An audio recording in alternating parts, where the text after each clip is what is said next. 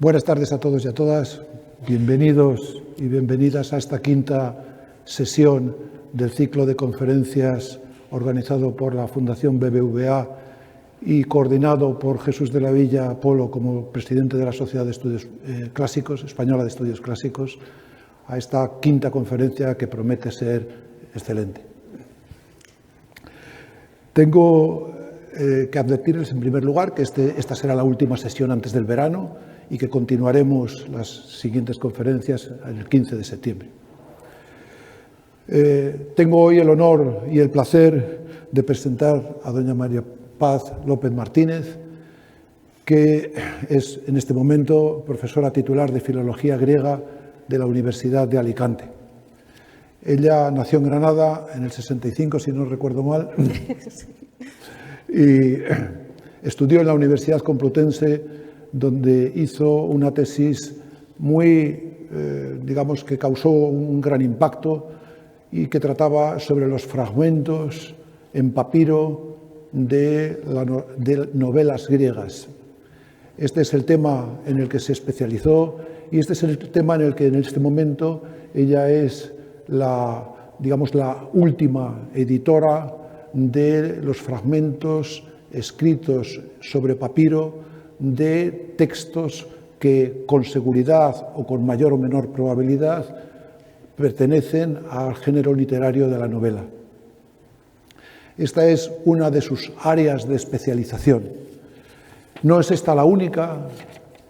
Otra área de especialización a la que le llevó su comienzo con la papirología, pues es a los papiros de Herculano. Luego ha trabajado también con frecuencia sobre, ¿cómo diríamos?, sobre la mujer, sobre el empoderamiento de la mujer, el existente o fingido o querido empoderamiento de la mujer, y también se ha interesado por el teatro clásico. Y en particular pues ha traducido algunos, aunque creo que no publicado, ha traducido algunas obras de teatro clásicas, y algunas de ellas se han representado por estudiantes o por actores profesionales.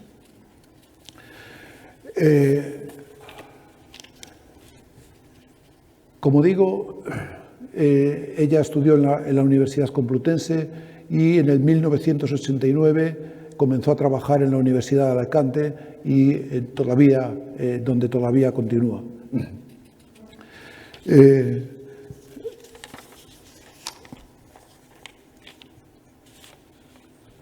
Ha sido secretaria del Departamento de Filología Clásica, Arqueología e Historia del Arte de la Universidad de Alicante y también es en este momento coordinadora de los exámenes de selectividad, como se llamaba antes, de AEBAU, como es ahora, de la Universidad de Alicante. Como aquí tengo que hacer una presentación académica, entonces tengo que decir que ella ha viajado a muchos lugares, ha hecho estancias de investigación muy largas y en muchos lugares distintos. No es cuestión quizá ahora, pero de decir que ha estado en Oxford, Florencia, Nápoles, Ginebra, Berlín, México, Distrito Federal, Paraná, Córdoba, Santa Fe, entre otros, y que también dirige varios proyectos de investigación, naturalmente sobre los temas de su especialidad. Como digo, especialmente sobre los papiros que tienen textos griegos que parecen ser novelas de la antigüedad y también sobre Herculano. Se interesa especialmente por las ideas estéticas de Filodemo de Gádara, que es el autor de la mayoría de los libros que fueron encontrados en Herculano, en una de las casas de Herculano, quemados en la erupción del año 79, y allí están, se interesa por las ideas estéticas, ¿no? Se ha preocupado mucho por la difusión de la cultura clásica grecolatina en la sociedad y participa con mucha frecuencia en diferentes charlas, entrevistas, artículos de periódico y sé que le gusta especialmente. Quería terminar esta presentación diciendo simplemente un aspecto que no tiene que ver con la parte, académica, pero ha estudiado música y danza en el Conservatorio Superior de Música de Alicante, de lo que se siente muy orgullosa, como yo me figuraba que le iba a suceder. Pues les dejo con María Paz López Martínez, que hará una espléndida conferencia. Buenas tardes. Muchas gracias, querido profesor Emilio Crespo, por esta presentación tan amable. También quiero dar las gracias a la Fundación BBVA por haberme invitado a participar en este ciclo de conferencias en el que me veo rodeada acompaño yo más bien a estos grandes maestros de mi disciplina. Quiero dar las gracias también a la Sociedad Española de Estudios Clásicos por estar también detrás de la organización de este ciclo. Y, por supuesto, a todos ustedes, los asistentes, tanto a los que están aquí presentes de manera física como a los que me están escuchando desde casa o en streaming.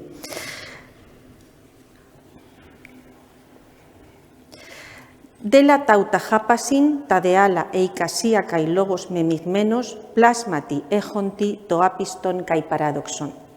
Todo esto es evidente para todos, pero el resto son conjeturas y rumores mezclados de ficción que contiene elementos increíbles y portentosos. Con estas palabras, que lo califican como relato de ficción que contiene elementos increíbles y portentosos, acaba el episodio que podemos leer en un papiro griego que permaneció oculto bajo las arenas del desierto desde el siglo II después de Cristo, en el que se copió en dicho soporte, hasta el año 1920, cuando la papiróloga italiana Medea Norsa lo editó por primera vez. Actualmente este texto se encuentra en la Biblioteca Medicea Laurenciana de Florencia. Este texto es un fragmento de novela que habla de conflictos entre islas griegas, habla de ataques a templos, pero sobre todo habla de mujeres valientes. Una se llama Talasía, que podríamos traducir como Marina. Es un nombre apropiado para una corsaria como ella, que roba un barco al cabecilla de una revuelta y también es capaz de cuidar de él. Otra mujer de esta intriga es una señora que se llama Antia, es decir, Florida o Florita, y es también bastante intrépida porque huye de este conflicto escondiendo en su pecho, no sabemos bien, porque hay una laguna aquí en esta parte del texto, un arma, un mensaje, un veneno, no sabemos. Amor, guerras y mujeres valientes son algunos de los ingredientes de las novelas de aventuras. Este género, el de la novela, que nació en Grecia también, fue el último género literario que nació en Grecia, donde nacieron la práctica totalidad de los géneros literarios de nuestra tradición occidental. Este papiro que habla de Talasía y Antia es uno de los 50 fragmentos de novelas que se perdieron en la antigüedad y que tampoco pasaron a través de la época bizantina. Como he dicho antes, permaneció oculto bajo las arenas del desierto de Egipto, conservadas en unas condiciones excelentes de humedad y temperatura, y que empezaron a salir a la luz durante las campañas arqueológicas del siglo XIX. Estas novelas perdidas va a ser el tema de esta conferencia. Mi propósito es seguir el siguiente esquema. En primer lugar, hablaré del soporte físico en el que nos han llegado estos textos, del rollo de papiro. Después, las principales características del género literario de la novela griega y cómo se reflejan estas en los fragmentos de papiros. Después hablaré de cuestiones metodológicas para que se vea en qué consiste el trabajo con estos fragmentos. Y por último, voy a poner un ejemplo concreto y lo vamos a comentar. Egipto es la tierra donde se cultiva la materia prima con la que se fabricaba el rollo de papiro y fueron los egipcios quienes monopolizaron su cultivo, su fabricación y su exportación por todo el Mediterráneo. Aunque han aparecido papiros en otros lugares, en Grecia, en Tesalónica, el fragmento de Derbeni, en Italia, los papiros de Herculano a los que se ha referido el profesor Crespo, en Siria, Dura Europos, en Afganistán, ahí en todo el centro de Oriente, en Ai-Khanum, y en algún otro enclave fuera de Egipto, el país del Nilo es el lugar de donde provienen la mayoría de los papiros griegos. Se han encontrado en tumbas, en embalajes de momia, en casas particulares, en archivos públicos, en estercoleros, de antiguas ciudades como Oxirrinco, Teptunis, Antinópolis, Elefantina, Arsinoites, etc. A pesar de la presencia de griegos en Egipto desde el 600 a.C., el establecimiento de griegos y romanos de manera estable ocurre desde el 332 a.C. con la llegada de Alejandro Magno. Esta región fue muy fértil durante siglos gracias a las obras hidráulicas que canalizaron el caudal del Nilo y que permitieron el desarrollo de la agricultura y la fundación de ciudades. Se cuenta que estas comenzarían con Sesostris II, un faraón miembro de la saga de la que después vamos a hablar un poquito. Estas canalizaciones permitieron que se aprovecharan los recursos hídricos que llegaban durante la estación de lluvias tropicales, más o menos de junio a enero. En los márgenes del río se depositaba el fecundo limo, que era el secreto en el que residía la prosperidad, la fecundidad de la tierra y la vegetación del país. Egipcios, griegos y romanos, con ayuda de canales y diques, habían velado por contener, aprovechar y distribuir el agua de la inundación. Pero a partir del siglo IV después de Cristo, estas obras hidráulicas se descuidaron, el río quedó a su arbitrio y se convirtieron en desiertos todas estas zonas donde antes había florecido la agricultura.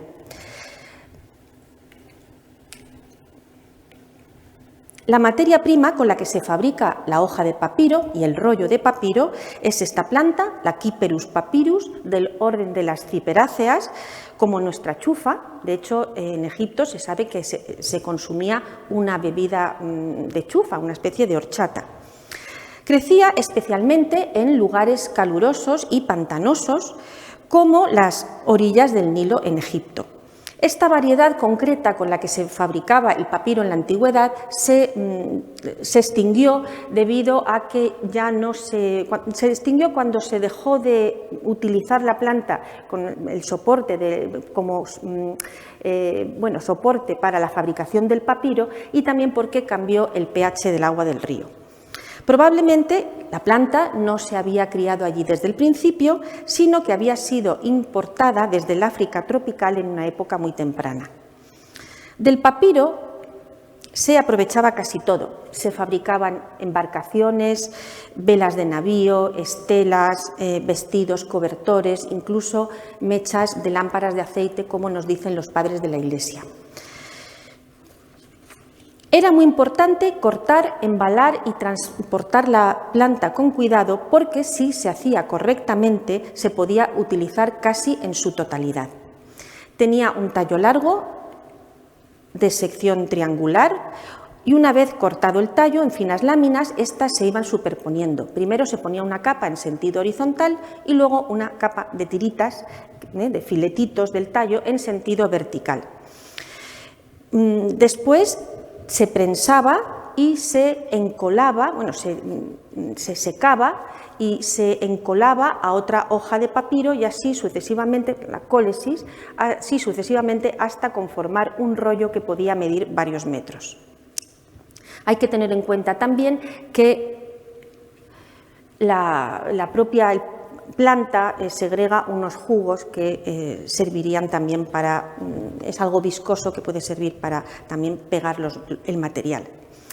La palabra jartes designa el rollo de papiro preparado para ser usado y se prepara con las fibras con la cara, las fibras con la trama en sentido horizontal en la parte de dentro.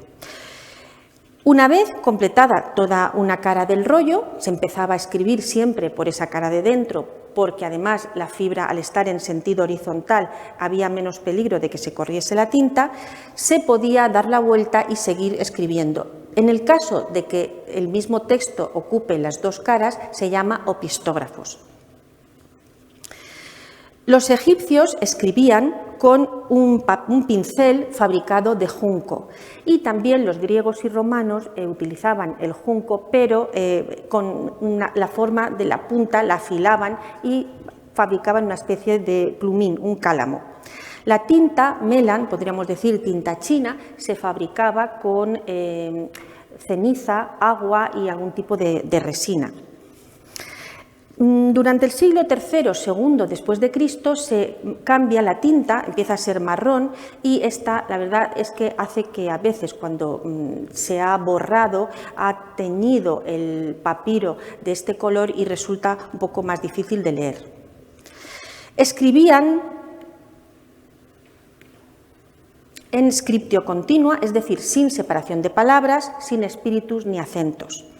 El texto, como ven ahí, se disponía en columnas, selides, como ocurre en muchos libros en la actualidad, las Biblias, determinados periódicos, dejando una anchura que depende pues, de la calidad editorial de la copia.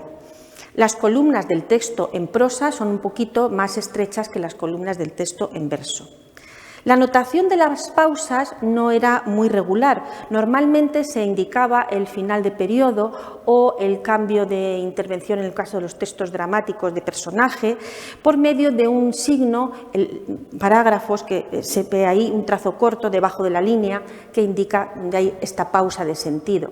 También puede haber un wakat, un pequeño espacio en blanco, y también se puede encontrar puntos a la altura de la parte superior de la letra, también en la línea de escritura. Otro signo tipográfico es ahí también vemos otro tipo de pausa que indica final del libro, el colofón, que también podemos encontrar, una pausa más fuerte, y también la coronis, ese pajarito que es un adorno que también puede indicar pues final de libro o de escena en los textos dramáticos. En ocasiones el papiro presenta también unas letritas más pequeñas en la parte de abajo de la hoja. Esas letritas, claro, son números y eso es la notación esticométrica, es decir, se está indicando el número de líneas porque al escriba se le paga en relación al número de líneas que ha copiado. Entre todas las ciudades del Egipto grecorromano, Oxirrinco constituye... Bueno, esto quería comentar aquí con respecto a esta diapositiva, esta imagen, que resulta un poco complicado leer un papiro porque hay que tener usando en acción las dos manos, con una desenrollando lo que se quiere leer y con la otra enrollando lo que se ha leído. Estaba diciendo que entre todas las ciudades del Egipto grecorromano, Oxirrinco constituye un punto de referencia muy útil para conocer la sociedad de la época. La relevancia de este enclave se debe a la cantidad y a la calidad de los materiales que se han encontrado en el yacimiento arqueológico a lo largo de todos estos años. La antigua Oxirrinco estaba a unos 190 kilómetros del Cairo actual y albergaría unas 20.000 almas. Probablemente era la segunda ciudad de Egipto en importancia después de Alejandría y tendría un volumen de comercio importante y una actividad que daba trabajo a muchísimos gremios, donde destacaban especialmente el gremio textil. Era probablemente el sector económico más importante de la ciudad. Hay papiros que son obras de copistas profesionales que trabajaron probablemente en talleres, los scriptoria.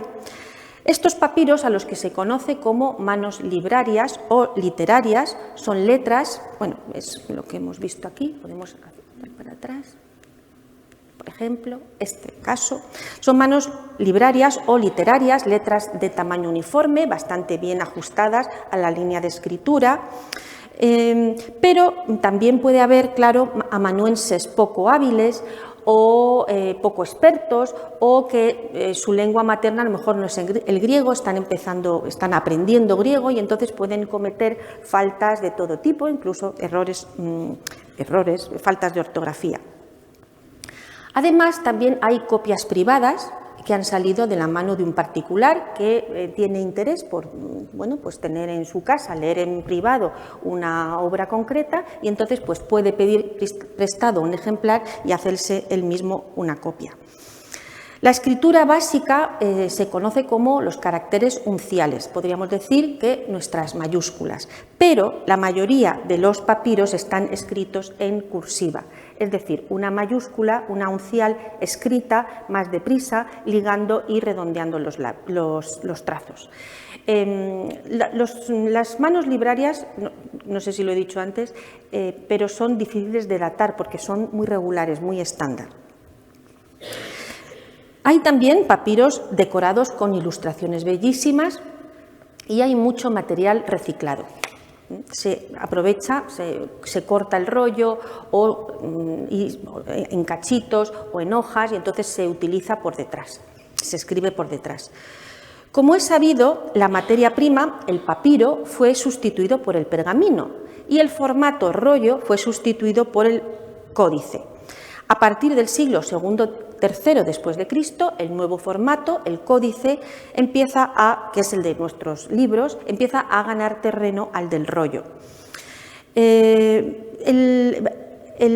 códex, la forma, parece que deriva de las tabulae caeratae, es decir, unas tablillas enceradas que se utilizaban, entre otras cosas, como soporte que llevaban los niños a la escuela. Dentro de los papiros de novela tenemos algún ejemplar de códice de papiro, dentro de este corpus del que estoy hablando. Es que responden a un periodo de transición de un formato y un material a otro, al siguiente. Finalmente, el códice de pergamino se impone como soporte escriturario. Y hay algunos expertos que han vinculado esta extensión y esta transformación a la influencia del cristianismo. Lo cierto es que en el siglo V después de Cristo el rollo ha perdido prácticamente la batalla. A día de hoy existen miles de papiros griegos dispersos por bibliotecas y museos y también en colecciones particulares de todo el mundo. Algunos están editados y otros permanecen todavía inéditos. La mayor parte de los papiros son documentos, documentos que pueden ser privados o públicos, pues cartas de algún tipo de jerarquía de algún gobernante. También tenemos contabilidades, contratos, registros de matrimonio, este tipo de cosas. Y luego tenemos una serie de textos que están a medio camino entre lo literario y lo oficial, o el documento. Son difíciles de catalogar, como por ejemplo textos médicos, textos mágicos, también cartas, pero cartas privadas, en fin, este tipo de textos. Y luego están las copias de textos literarios, los papiros literarios. En este sentido, los autores de los que conservamos más papiros con diferencia son Homero, Eurípides y Menandro, estos tres poetas. Y después, aquí he preparado unas tablas donde se ve más o menos la cantidad de papiros que hay de cada de estos prosistas. No son cifras exactas porque no he sido exhaustiva, creo que están bastante acertadas, pero no he sido totalmente exhaustiva. Y aquí tenemos también los textos, los papiros que tenemos que conservan obras de ficción. Por lo tanto, vemos que es una cantidad bastante importante. Esto demuestra que el género de la ficción gustó bastante en el Imperio Romano. Estos hallazgos papiráceos han sido decisivos porque nos han permitido conocer nuevos textos de los que no conocíamos ni al autor, de los que no teníamos ninguna noticia. Son los adéspota, son fragmentos de autores completamente desconocidos. Dentro de este conjunto están precisamente estos fragmentos de novela de los que estamos hablando. La tradición manuscrita consiguió que llegaran hasta nosotros, hasta nuestros días, los textos completos de esas novelas que tenemos ahí. Calírroe de Caritón, Efesíacas de Genofonte de Éfeso, Dafnis y Cloe de Longo, Leucipa y Clitofonte de Aquiles Tacio y las Etiópicas de Leodoro. Además de estas novelas, novelas de amor y aventuras, hay otros títulos de obras de ficción en prosa que también podríamos incluir aquí, como las obras de Luciano, algunas biografías de tipo picaresco, como las del joven Lucio, metamorfoseado en asno, que pasa por diferentes dueños, la del fabulista Esopo, también hay biografías de filósofos, y también hay biografías serias, un poquito más serias, de tipo histórico, como la vida de Alejandro. Y, por supuesto, junto a todo ello, tenemos también las célebres novelas latinas, la historia de Apolonio, rey de Tiro, las Metamorfosis de Apuleyo y el Satiricón de Petronio. Además de todos estos títulos, como digo, podemos recuperar un conjunto de unos 50 fragmentos conservados en papiro, o sea que tenemos una cantidad importante para documentar el género de la novela. ¿Quiénes son los personajes de estos textos? Bueno, pues tenemos la pareja protagonista, suele ser unos jóvenes, bellos y heterosexuales, habitualmente de buena familia. Puede haber dos tipos de padres, los padres naturales, que a veces se ven obligados a abandonar a los hijos por lo que sea, como sucede en los cuentos populares, pero también tenemos a los padres adoptivos. Esta situación da lugar a unas escenas puras de tragedia, pero también en Homero tenemos este tipo de escenas de reconocimiento, la anagnórisis. Hay también personajes homosexuales, porque la novela en este aspecto es realmente un modelo de tolerancia con respecto a la diversidad sexual. Hay aristócratas, hay tiranos, hay gobernantes de pueblos extranjeros, sobre todo orientales, como los reyes asirios, los sátrapas, los faraones. También hay intelectuales, poetas, filósofos, magos, sacerdotes, personajes exóticos, de la mano de estos ambientes, como los eunucos. Hay también fantasmas, magos y muchos personajes de los bajos fondos, pícaros, villanos, piratas, tesoreros de burdeles, proxenetas, entre otros. Las mujeres son personajes especialmente interesantes y valientes. Hay novias, esposas, madres, viudas, nodrizas. Ellas emprenden la búsqueda de sus parejas, viajan solas, toman la iniciativa en cuestiones amorosas, incluso algunas acosan a los protagonistas, al protagonista. También hay mujeres con inquietudes intelectuales que viajan, pero no a la búsqueda del esposo, sino del conocimiento. Mujeres cultas que desafían la pedantería de sus compañeros.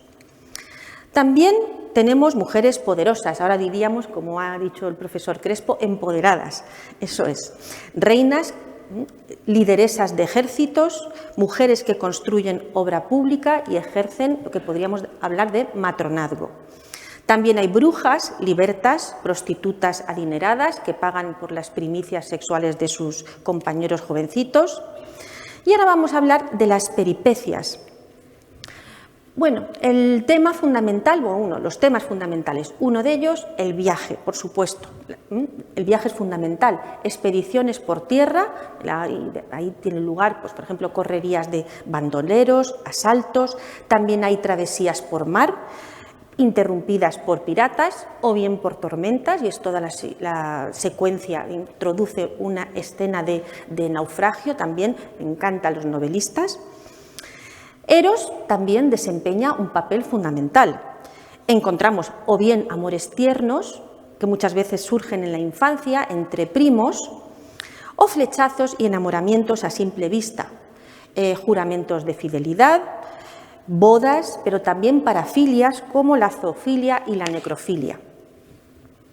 Junto al dios Eros, Tige, claro, el destino, convertida en una divinidad caprichosa que zarandea las vidas de los protagonistas y da lugar a ese tópico de la metaboletes Tiges, de los cambios de fortuna. Y además de Eros y Tige, por supuesto, las divinidades del panteón clásico, fundamentalmente, bueno, principalmente Afrodita y Ártemis. Hay también muchas divinidades extranjeras y exóticas, fruto de la extensión de la cultura griega por Oriente, dioses egipcios, sirios, fenicios, Serapis, Isis, Astarte. La magia, de la mano de todo esto, desempeña un papel también fundamental y trae consigo escenas de sacrificios, muertes aparentes, rituales de antropofagia. Otros escenarios son los tribunales y las guerras. Son también muy frecuentes las escenas de secuestros, las cartas, los venenos y un montón de cosas que es imposible aquí enumerar. A continuación ya me voy a centrar en explicar en qué consiste el trabajo con estos papiros y qué resultados podemos obtener y obtenemos. El estado de conservación en el que se encuentran los 50 textos que componen el corpus es dispar, pero la tendencia general es que sea bastante malo. Y esto quiere decir que están, como han visto, pues llenos de lagunas, es decir, de rotos, o de letras que la lectura es incierta. Por todo ello, la labor del editor es fundamental a la hora de reconstruir con prudencia el texto e interpretar el contexto de la escena.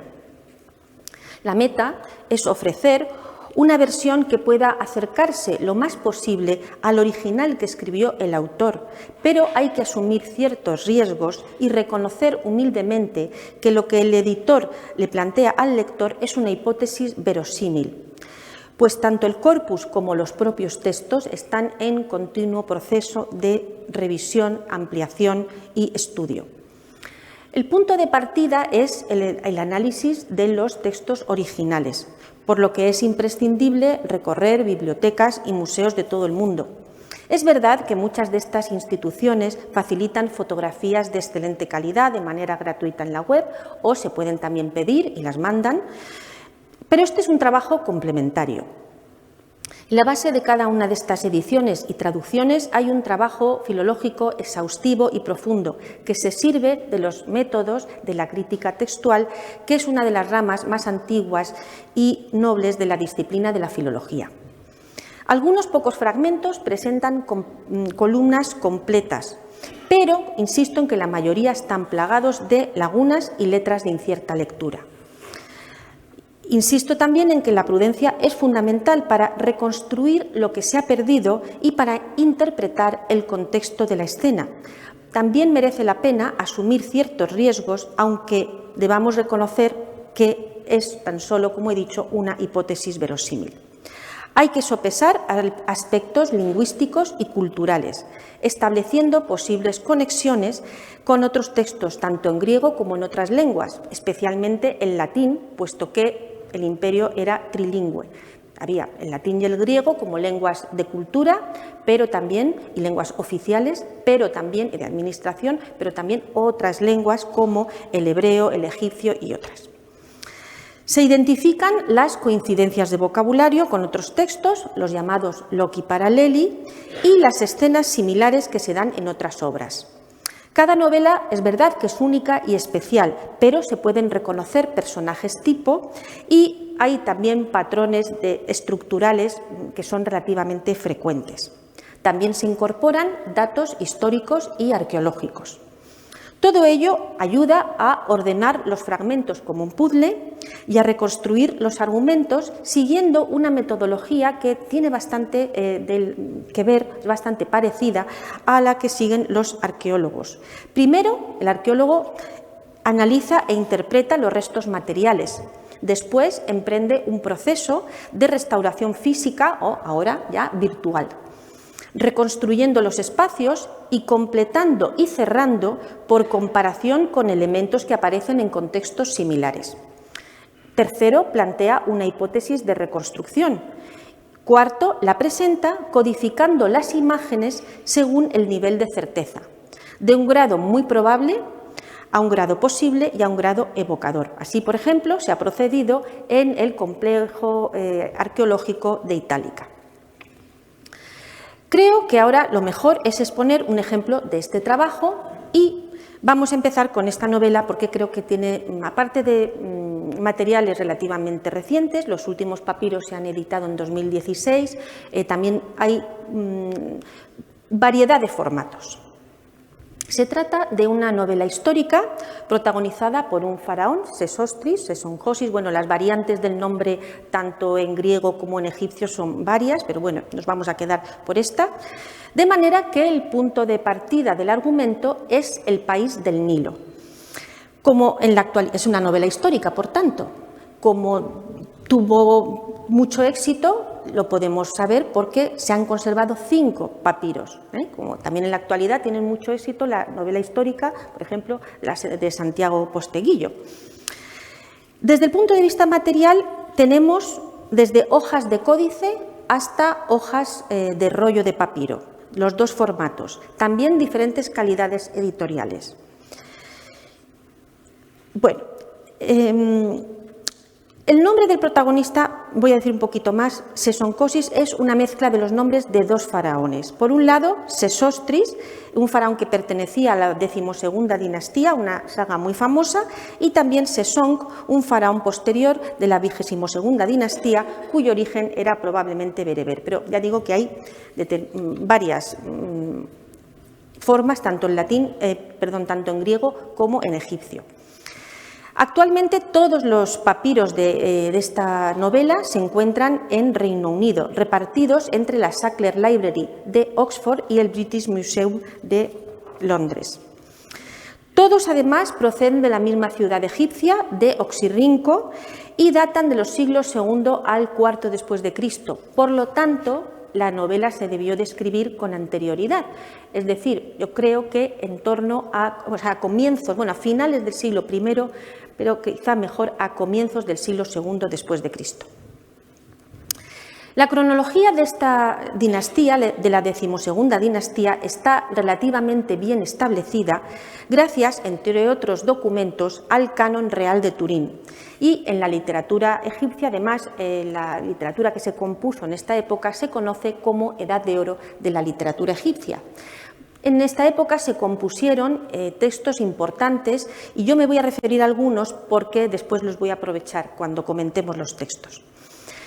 El texto original de uno que les sonará bastante, el cuento de Sinué, se ha transmitido, la historia de Sinué, famosa por novelas, por el cine, bueno, en fin, las versiones novelescas de esta historia, ¿no? Narra la vida de Sinué, quien a la muerte de Sesoncosis, del faraón, y en medio de la confusión que se produce, huye de Egipto y se refugia con un grupo de beduinos a los que acaba acaudillando.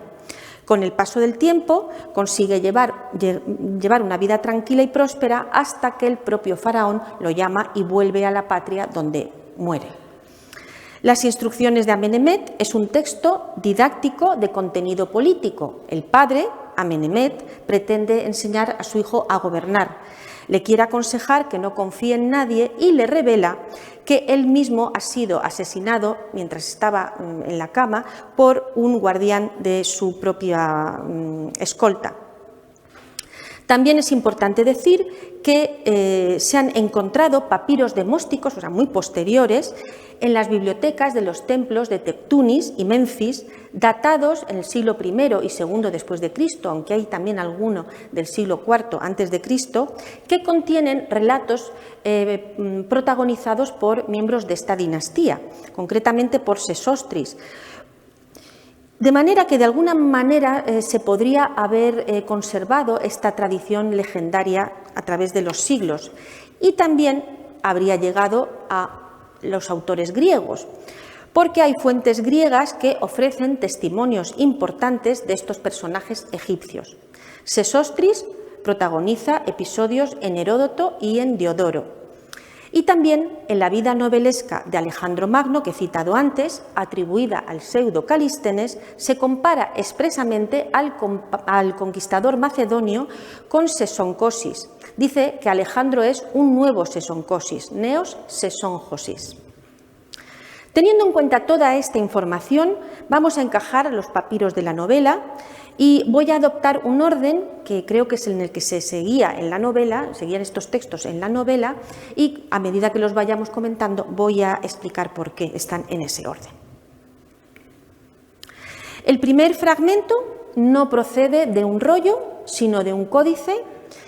La hoja del códice suele ser más pequeña que la del rollo y está escrito por las dos caras con el mismo texto. En principio iría primero la cara que tiene la trama, o sea, el recto, se leería primero, la cara con la trama en sentido horizontal y después el verso, pero no siempre es así. Vamos, no tiene por qué ser obligatoriamente así. Se ve que es una copia de calidad media-baja. Es un texto muy breve y lagunoso. Los de clásicas estamos bastante acostumbrados a este tipo de textos tan fragmentados, llenos de puntitos y de corchetes. Y por eso voy a parafrasearlo un poco para los que no están tan familiarizados con estas lecturas. Los corchetes indican las lagunas, es decir, los agujeros rotos o las letras borradas, y los puntitos, las letras que no se leen bien. Con toda probabilidad se habla de un niño, sesoncosis, por tanto serían un niño o adolescente todavía. En la línea 3 se habla de Tom Paida, el hijo, y líneas más abajo se habla del padre. Entonces, padre e hijo estarían conversando y Amenemhet le daría esos consejos de los que hemos hablado que se encontraba en las enseñanzas del rey Amenemhet a su hijo. También aquí es útil el testimonio de Diodoro de Sicilia, porque hace referencia a la educación que el faraón le proporciona a su hijo. Las imágenes pequeñitas son del acuarelista Joaquín Dorao, que corresponden al nuevo cuento troquelado de la colección Cuentos griegos en papiro que estamos preparando y que está inspirado en esta novela. Este es el fragmento que he colocado en segundo lugar. Como es evidente, tiene otro formato. Aquí ya estamos ante un papiro que proviene de un rollo. Es una hoja de un rollo. Por lo tanto, la longitud de la columna es mayor. De 15 líneas pasamos a 30, el doble. Es una buena copia, hecho por un profesional, o sea, por un copista competente. De hecho, es un escriba del siglo III después de Cristo, que está identificado, le han dado incluso un nombre que parece como de A3, parece de las guerras de las galaxias, y trabajaba en un taller, en un scriptorium. La parte de detrás está en blanco. Y esto corresponde a un momento de la vida de Sesoncosis en la que todavía vive su padre, es niño quizá o todavía adolescente, y cuenta que los árabes han atacado Egipto liderados por cierto Huebelis. Al campo de batalla de los egipcios, al mando de los egipcios, llegan refuerzos de todo el reino, tanto del Alto como del Bajo Egipto. Los árabes sufren muchas bajas y empiezan a huir asustados. En medio del descontrol se pisotean entre ellos y muchos mueren. Temo, el típico amigo que acompaña siempre al protagonista, le cuenta a Sesoncosis todo lo que está pasando y el joven príncipe probablemente aquí adopte la decisión de en algún momento conquistar esta tierra. Según dice el texto, también el líder enemigo consigue huir y salvar la vida y volver a Arabia. El siguiente fragmento es también muy breve, como el primero, presenta características similares al anterior, por lo que para algunos es del mismo escriba, pero no tienen por qué ser consecutivos. La escena se sitúa en algún lugar del Mar Rojo, Teserizras, Zalasas, Keimenon, quizás un oasis de la península arábiga, porque se describe como Euboton Caipolícarpon, fértil y rico en frutos. En favor de esta suposición podemos también aportar algunos datos, algunos de tipo arqueológico. Concretamente, la decimosegunda dinastía, durante el periodo de la decimosegunda dinastía, se explotaron las minas de cobre del Sinaí y también se realizaron incursiones, punitivas contra las tribus beduinas locales. Y también tenemos datos literarios. Los papiros demóticos hablan de la misión que todavía Sesoncosis emprendió siendo hijo del rey. Y además las fuentes griegas, Diodoro concretamente, también habla de que el faraón envió a su hijo de expedición militar a Arabia. El cuarto fragmento es bastante similar a los anteriores, pero no es obra del mismo escriba. El texto se reparte en columnas sobre el recto y este papiro data del siglo III después de Cristo. Hemos tenido guerras, ahora vamos a ver una escena de amor. La escena se sitúa en Arabia y, por tanto, podríamos decir, como el novelista, esto es un romance que tiene lugar en Siracusa, pues aquí el novelista me refería a Caritón, es un novelista cuya novela nos ha llegado completa y en el proemio nos da ya el resumen de su obra. Aquí lo que tenemos es un romance que tiene lugar en Arabia. Sesoncosis y su amigo Pamunis conversan, se han ocultado cerca de una fuente y están conversando. Esa fuente se puede situar cerca o en el mismo oasis del que hablaba el papiro anterior. El propio Sesoncosis habla y nos explica por qué ha venido a Arabia en ese momento. Dice el texto literalmente, yo hice al padre de ella mi vasallo, me entregó como prometida a la muchacha que estás viendo y después de haberme comprometido con ella en matrimonio me fui a la guerra. En efecto, es necesario darle a conocer a ella quién soy yo y si tengo éxito recuperaré mi antigua dignidad. De manera que ya sabemos por qué está Sesoncosis ahora en Arabia. Bebelis, en el momento de la derrota, le habría prometido a Sesoncosis la mano de su hija. No es una mala estrategia para sellar la paz o para llevarse bien con el vencedor enemigo. De hecho, se ha utilizado esta táctica en muchas ocasiones a lo largo de la historia. Sesoncosis podría llegar a Arabia haciéndose pasar por mercader. Esto es una palabra que aparece en el papiro siguiente. Pero además, en este punto, quizá el argumento de la vida de Sesoncosis conectaría con la vida de Sinué. En la segunda columna ya aparece la chica, Meameris, que sale de una fiesta que ha organizado su padre. Y esa fiesta puede ser un banquete, porque es un tema omnipresente en la literatura griega, desde Homero en adelante, que les voy a contar que no sepan, y también en las novelas. Y en los papiros de novela, en otros también. La muchacha árabe se detiene junto a la fuente y en ese momento las miradas de los jóvenes se cruzan. Y claro, surge el flechazo. Se enamoran. Dice el texto, cuando Meameris, saliendo a dar un paseo, llegó al lugar donde estaba Sesoncosis, se detuvo a contemplar la corriente del agua. Estos países siempre fascinados por el agua, ¿no? Miraba atentamente a Sesoncosis y lo encontraba hermoso. Como su corazón sufría por eso, se marchó y tras ser atendida se reclinó en el banquete. Bastante turbada, la princesa árabe debe de haber vuelto a la fiesta, pero ya no es capaz de disfrutar de la reunión. Y en este punto acaba el texto. El histórico Amenemhet fallece durante una campaña militar de su hijo contra los libios en el desierto occidental.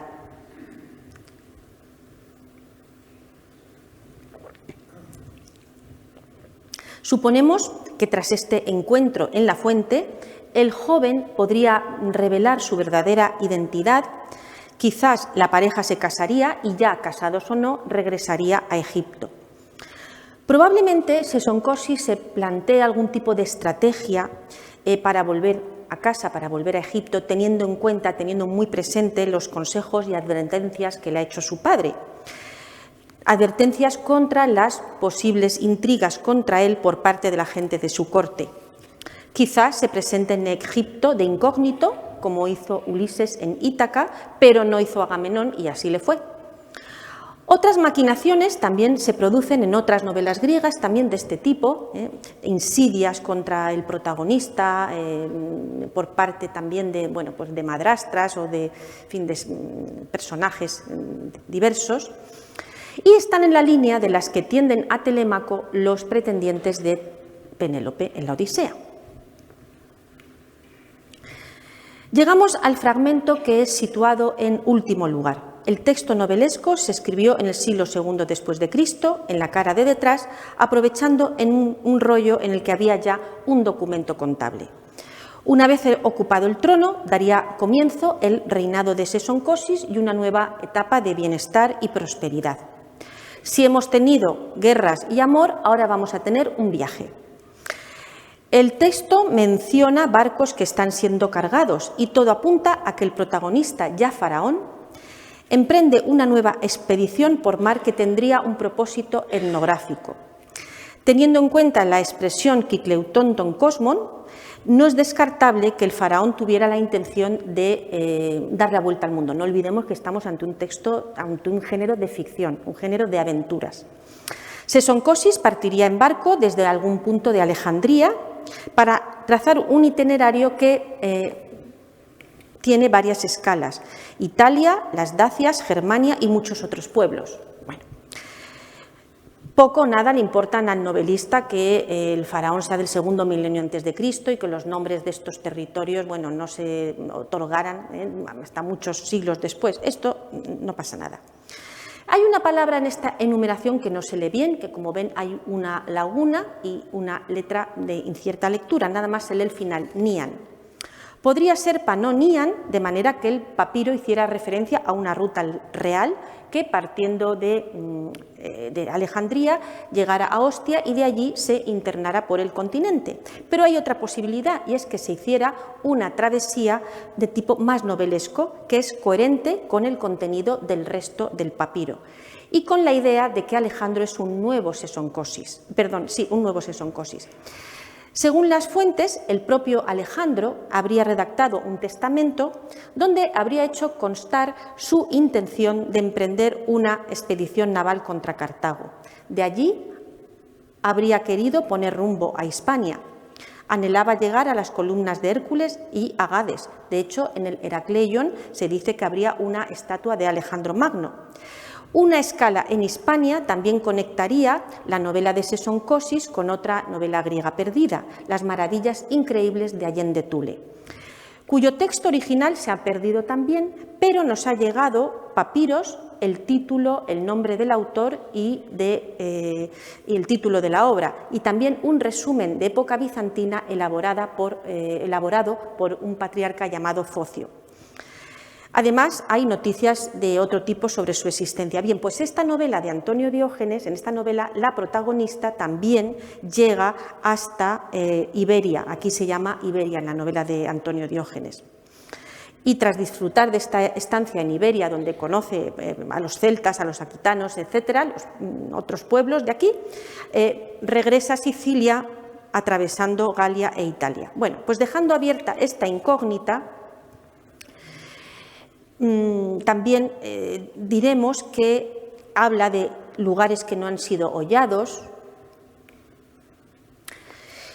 y también en la columna siguiente hay una serie de escenas muy interesantes y donde, bueno, pues por abreviar un poco, se contemplan unas imágenes fantásticas. En la travesía los marineros van a presenciar no solo unas piedras incandescentes con rayos de sol que caen al mar, sino también unos pájaros, una gran fénix que se apresura hacia la tierra, un pájaro con plumas, estoy citando el texto literalmente, con plumas de muchos colores, que tiene pelos en la cabeza como los rayos del sol.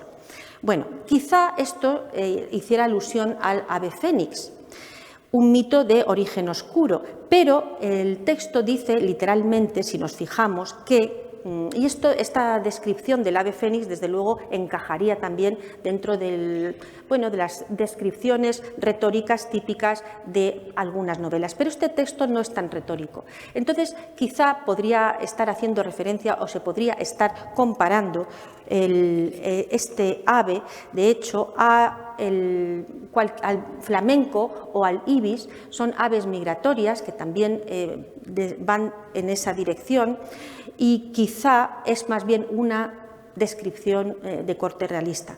No sé, es una cuestión también como la del término Hispania o Panonia del que les he hablado antes, que también, pues yo lo que quiero es poner con ellas de relieve que hay mucho por estudiar. Son textos que están continuamente in fieri, siempre se puede ahondar y quedan cabos sueltos. Por lo tanto, creo que merece la pena dedicarles la atención, porque además han contribuido a demostrar que el género de la novela griega era mucho más rico de lo que se podría pensar si tenemos en cuenta solamente el patrón que nos proporcionan las novelas conservadas completas de amor y aventuras. Había otras modalidades literarias y creo que es finalmente interesante decir que estos papiros sirvieron de soporte a unas historias de ficción que fundamentalmente creo que sirvieron de consuelo y de ayuda a los antiguos lectores en ese mundo tan duro que les tocó vivir, y yo creo que también, como en general la literatura, en esta época, sobre todo también a falta de psicólogos, de terapeutas y demás, pues les ayudó a comprender la naturaleza humana y a comprender sus propios errores también, y sus propios aciertos, que eran los mismos que los que cometían o tenían los protagonistas de estos relatos. Nada más, muchas gracias por su atención.